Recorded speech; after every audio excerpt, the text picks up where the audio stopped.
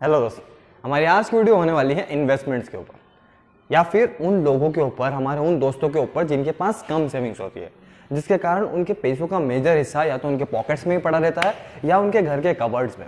और घर में पैसा रखे रखे पैसा ग्रो नहीं होता। पैसा ग्रो करने के लिए उसे इन्वेस्ट करने की जरूरत होती है। और आज की वीडियो में हम 3 ऐसे मीडियम लो रिस्क इन्वेस्टमेंट्स के बारे में बात करेंगे जिनमें रिस्क तो कम होगी, पर ये इन्वेस्टमेंट्स आपको some amount of money, some amount of interest जरूर कमा कर देंगे।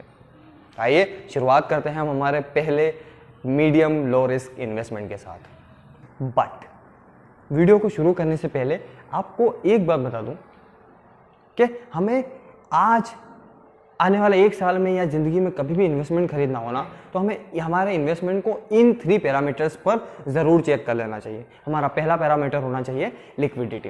लिक्विडिटी का मतलब होता है आपको जब उस पैसे की सख्त ज़रूरत पड़ेगी, आपके घर में जब इमरजेंसी आएगी, तो आप उस पैसे को उस इन्वेस्टमेंट से कितनी जल्दी वापस निकाल पाएंगे, आप उसे कितनी जल्दी रिकवर कर पाएंगे, उसे कहते हैं लिक्विडिटी।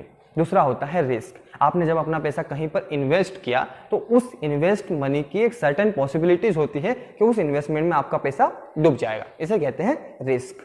और तीसरा होता है रिटर्न। रिटर्न का मतलब होता है जब आपने पैसा इन्वेस्ट किया तो उस इन्वेस्टमेंट से हमारा पैसा कितना ग्रो होगा, उससे कितना पैसे से पैसा बनेगा, इसे कहते हैं रिटर्न। हमें इन 3 पैरामीटर्स को चेक करने के बाद ही किसी इन्वेस्टमेंट में इन्वेस्ट करना है या नहीं करना है, इसे डिसाइड करना है। एक एग्जांपल लेके समझते हैं कि हम इन 3 पैरामीटर्स को कैसे हमारे इन्वेस्टमेंट पर लगाएंगे। तो एग्जांपल कुछ यूं है कि आपके पास घर में पैसा रखा पड़ा है, तो आप उसे कैसे चेक करेंगे। अगर आपके घर में पैसा रखा हुआ है ना, तो आपका लिक्विडिटी तो बहुत हाई होगी, क्योंकि आपको जब कभी भी जरूरत होगी, आपके घर में जब कभी भी इमरजेंसी आएगी, आप उस पैसे को उठाएंगे और लगा देंगे। उसकी रिस्क उसकी लो हो सकती है, जीरो नहीं, हाँ लो, क्योंकि आपके घर में से पैसा चुराया भी जा सकता है। अब बात करते हैं रिटर्न की। रिटर्न आपका पैसा आपके घर में रखे रखे आपको कोई रिटर्न नहीं दे रहा है, कोई भी रिटर्न नहीं दे रहा है। जब आप उस पैसे को कहीं पर इन्वेस्ट करेंगे, आप उसे कहीं पर लगाएंगे, तो उससे इंटरेस्ट मिलेगा, डिविडेंड मिलेगा, या फिर उससे जो कुछ भी मिलेगा उससे उस रिटर्न आएगा। लेकिन घर में रखे पैसे से कोई रिटर्न नहीं आ रहा, मतलब इसका रिटर्न हो गया जीरो। एक्चुअली हमें जीरो भी नहीं कहना चाहिए, हमें कहना चाहिए नेगेटिव, क्योंकि prices of the item will be increase, inflation will happens, but your cash will remain the same. अगर बाजार का इन्फ्लेशन नहीं बढ़ रहा होता, अगर बाजार में आइटम्स के प्राइसेस नहीं बढ़ रहे होते, तो हमारा कैश जैसा था वैसा का वैसा रहता, तो हम नेगेटिव इफेक्ट नहीं आता। लेकिन बाजार में तो महंगाइयाँ बढ़ता जा रही है, प्राइसेस बढ़ते जा रहे हैं, इसलिए हमारे कैश का रिटर्न नेगेटिव हो जाएगा। इस तरह से हमें हमारे इन्वेस्टमेंट्स पर हमारे इन 3 पैरामीटर्स को लगाकर एनालाइज करना है, चेक करना है। तो आइए शुरुआत करते हैं हम हमारे पहले लो मीडियम रिस्क इन्वेस्टमेंट के साथ। याद रखना कि हम आज something is better than nothing के स्लोगन पर वर्क कर रहे हैं। ऐसा नहीं है कि आप इन 3 इन्वेस्टमेंट में इन्वेस्ट करके मिलियनर या बिलियनर बन जाएंगे, नहीं, ऐसा कुछ नहीं होने वाला। क्योंकि हमारा पैसा घर में रखे रखे हमें पैसा नहीं दे रहा है, हम उसे इन्वेस्ट कर रहे हैं ताकि हमें कुछ तो मिले। इसके लिए आज की वीडियो सीरीज बनाई गई है। तो आइए शुरुआत करते हैं हम पहले इन्वेस्टमेंट के साथ। हमारा पहला इन्वेस्टमेंट होगा सेविंग अकाउंट। सेविंग अकाउंट किसी भी बैंक अकाउंट का सबसे बेसिक अकाउंट होता है, जो अलाउ करता है आप कभी भी उसमें डिपॉजिट कर सकते हैं, आप कभी भी उसमें से विड्रॉल कर सकते हैं। और इस डिपॉजिट और विड्रॉल के बीच के जो ड्यूरेशन होता है, इस ड्यूरेशन के लिए बैंक आपको इंटरेस्ट भी प्रोवाइड करती है। अब मैंने कहा था ना कि हमें हर इन्वेस्टमेंट के पहले हमारे 3 पैरामीटर्स को चेक करना चाहिए, तो हम पहले चेक करते हैं लिक्विडिटी। सेविंग अकाउंट की लिक्विडिटी बहुत हाई होगी, क्योंकि आपको जब कभी भी पैसे की जरूरत होगी आप वहां से पैसा निकाल सकते हैं, आप जब कभी भी जरूरत होगी आप पैसा डाल सकते हैं, तो लिक्विडिटी तो बहुत हाई होगी। बात करते हैं रिस्क की, तो रिस्क होगी जीरो, क्योंकि 99.99% चांसेस है कि आपका पैसा आपकी बैंक के पास सुरक्षित है। 0.01% की तो जिम्मेदारी डेटोल भी नहीं लेता है यार कि वो अपना पूरे कीटाणु साफ कर देगा।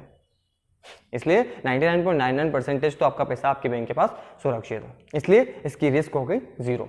अब बात करते हैं रिटर्न की। रिटर्न में देखा जाए तो ये बैंक टू बैंक वेरी करता है, कुछ बैंक के ज्यादा भी देती है, कुछ बैंक के कम भी देती है, तो आपके बैंक के ऊपर से डिपेंड करता है कि आपको सेविंग अकाउंट पर कितना इंटरेस्ट मिलेगा। पर फिर भी अगर देखा जाए तो आपको 3 से 3.5% की इंटरेस्ट रेट मिल सकती है। सेविंग अकाउंट पर 3 से 3.5% का इंटरेस्ट रेट मिल सकता है। अब बात करते हैं हमारे सेकेंड इन्वेस्टमेंट के ऊपर, फिक्स डिपॉजिट, एफडी।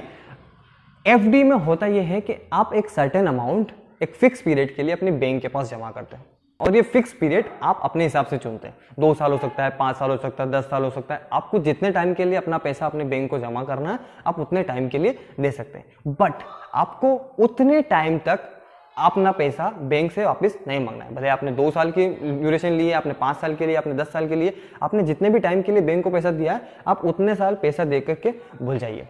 ये होता है फिक्स डिपॉजिट। जैसा कि मैंने कहा कि हमें हर इन्वेस्टमेंट पर जाने से पहले हमारे 3 पैरामीटर्स को जरूर चेक कर लेना चाहिए, वैसे ही हम एफडी पर भी इन 3 पैरामीटर्स को लगाकर एनालाइज जरूर करेंगे। हम एफडी की अगर लिक्विडिटी की बात करें तो ये मीडियम होगी, क्योंकि कुछ बैंकें और कुछ बैंकों के प्लान्स ऐसे होते हैं जहां पर आप मैच्योरिटी डेट मतलब आपके फिक्स पीरियड के पहले आप आपका पैसा एफडी से विड्रॉल नहीं कर सकते, लेकिन कुछ बैंकें और कुछ बैंकों के प्लान ऐसे होते हैं जहां पर आप आपकी मैच्योरिटी डेट से पहले भी एफडी से पैसा विड्रॉल कर सकते हो। इसके लिए आपको सम अमाउंट ऑफ पेनल्टी पे करनी होती है, इसलिए मैंने कहा कि एफडी की लिक्विडिटी मीडियम होती है, क्योंकि आपको इंस्टेंट पैसा मिल तो रहा है लेकिन आपको इंस्टेंट पैसे के लिए कुछ पैसा देना पड़ रहा है, पेनल्टी के रूप में ही सही पर देना तो पड़ रहा है ना। इंस्टेंट पैसा अगर आप नहीं ऐसा पेनल्टी नहीं दे रहे तो आपको पैसा नहीं मिल रहा, इसलिए मैंने कहा कि इसकी लिक्विडिटी मीडियम होती है। बात करते हैं रिस्क की, तो जैसा कि सेविंग अकाउंट में होता है वैसा ही इसमें भी होता है सेम। आपकी इसमें रिस्क होती है 0, क्योंकि 99.99% होता है कि आपका पैसा आपके बैंकों के पास सुरक्षित होता है, बट आपकी बैंक एक ट्रस्टेड बैंक होनी चाहिए। बात करते हैं रिटर्न की, तो रिटर्न में ऐसा मिलता है कि सेविंग अकाउंट से एफडी में थोड़ा सा इंटरेस्ट ज़्यादा मिलता है। फिर भी ये बैंक टू बैंक वेरी करता है, बैंकों के प्लान के हिसाब से वेरी करता है। आप आपकी बैंक में जाकर के चेक कर सकते हैं कि आपकी बैंक आपके एफडी पर कितना इंटरेस्ट दे रही है, आपके ड्यूरेशन। रिटर्न इसका ऐसा होता है कि ये ड्यूरेशन पर डिपेंड करता है कि आप कितने टाइम के लिए आपके बैंकों को अपना पैसा प्रोवाइड कर रहे हैं। Higher you tenure higher you interest rate will be get, ऐसा चलता है। जितने टाइम के लिए आप अपना पैसा बैंकों को देंगे उतनी अच्छी इंटरेस्ट रेट आपको मिल सकती है। अब बात करते हैं हमारे तीसरे और सबसे इंपॉर्टेंट मीडियम रिस्क इन्वेस्टमेंट की, म्यूचुअल फंड्स। स्टॉक मार्केट जहां पर सारे के सारे डिसीजन हमें लेने होते हैं ना, स्टॉक हमें ढूंढना होता है, इन्वेस्टमेंट हमें करना होता है, वहीं पर म्यूचुअल फंड को आप एक पूल समझ सकते हैं, जहां पर हमारे जैसे कई सारे लोग जिन्हें ना एक्सपीरियंस होता है बाजार का, ना स्टॉक मार्केट का एक्सपीरियंस होता है, ना इन्वेस्टिंग का एक्सपीरियंस होता है, ऐसे कई सारे लोग अपना पैसा उस पूल में डालते हैं। या तो वो लमसम अमाउंट हो सकता है या इंस्टॉलमेंट हो सकती है। उस पूल में पैसा डाला जाता है और उस पूल को, उस फंड को मैनेज करने के लिए बैंकें या फिर फाइनेंशियल इंस्टीट्यूट्स उस फंड को मैनेज करने के लिए एक फंड मैनेजर हायर करती है, अपॉइंट करती है, और ये फंड मैनेजर अपने हिसाब से उस पैसे को स्टॉक्स में, शॉर्ट टर्म डेट्स में, बॉन्ड्स में इन्वेस्ट करता है। इसके बदले में फंड मैनेजर हमसे some amount of commission charge करता है, वो 0.05% से 2% के बीच में हो सकता है। बट जैसे कि हमने पिछले 2 इन्वेस्टमेंट में देखा कि हमें हमारे 3 पैरामीटर्स को जरूर एनालाइज करना है, ऐसे ही हम म्यूचुअल फंड में भी एनालाइज करके देखेंगे। अगर हम म्यूचुअल फंड की लिक्विडिटी की बात करें तो ये मीडियम टू हाई वेरी करती है। मीडियम इसलिए करती है क्योंकि जैसे ही आपने अप्लाई किया म्यूचुअल फंड से पैसा विड्रॉल करने के लिए, तो आपको 1 से 3 दिन लगेंगे बिजनेस डेज जब आपको पैसा मिल जाएगा। मतलब इंस्टेंट पैसा नहीं मिलता है, आपको 1 से 3 दिन के भीतर, आपके बिजनेस डेज के भीतर आपको पैसा मिल सकता है, इसलिए इसकी लिक्विडिटी मीडियम होती है। हाई मैंने इसलिए बोला क्योंकि कई सारे ऐसे म्यूचुअल फंड भी बाजार में अवेलेबल होते हैं जिनकी लिक्विडिटी बहुत हाई होती है, मतलब आपको इंस्टेंट पैसा मिल सकता है। इसके लिए आपको लिक्विड म्यूचुअल फंड्स खरीदने की जरूरत होगी। जब आप लिक्विड म्यूचुअल फंड खरीदेंगे तो आपका लिक्विडिटी बहुत हाई हो जाएगी, आपको इंस्टेंट पैसा मिल सकेगा। अब बात करते हैं रिस्क की। हम सभी ने सुन रखा है कि mutual funds are subject to market risk, please read offer documents carefully before you investing. हम सभी ने सुन रखा है, इसलिए पता भी है कि म्यूचुअल फंड्स में रिस्क थोड़ी सी होती है, पर जिस तरह से रिस्क होती है उस हिसाब से रिटर्न भी होते हैं। जैसा कि हमने पिछले 2 इन्वेस्टमेंट देखे, सेविंग अकाउंट और एफडी, इनके मुकाबले म्यूचुअल फंड में रिटर्न थोड़ा सा ज्यादा होता है।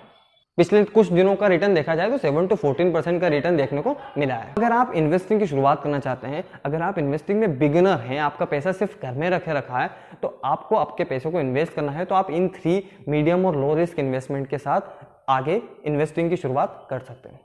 इसमें रिस्क तो कम है, लेकिन आपका पैसा घर में रखे से ज्यादा अच्छा है कि वो इन्वेस्ट हो, उससे कुछ इंटरेस्ट आए, उससे कुछ रिटर्न आए।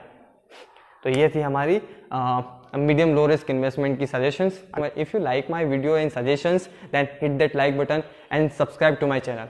just because of whenever I post my new video, you get the notification. Thank you so much.